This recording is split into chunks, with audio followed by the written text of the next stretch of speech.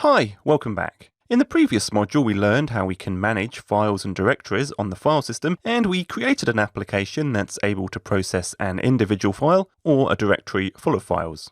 The application that we've built so far, however, relies on the end user to manually execute the program when they want to process files. The application won't automatically process them as they're added to the input directory. In this module, we're going to be modifying the application to monitor the file system for us and automatically process files.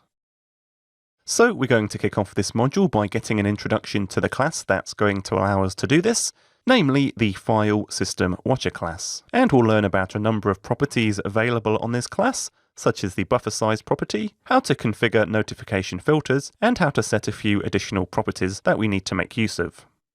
Once we've got an overview of the File System Watcher class, we'll head into Visual Studio and we'll refactor the application from the previous module to make use of a File System Watcher to automatically process files.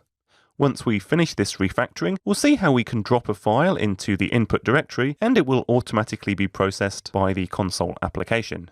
As part of this refactoring, we'll also learn that we get multiple events fired from the File System Watcher class for a single file operation.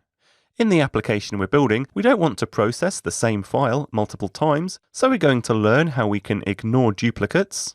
We'll learn how we can do this by making use of a concurrent dictionary, and we'll also see an approach that uses the memory cache class.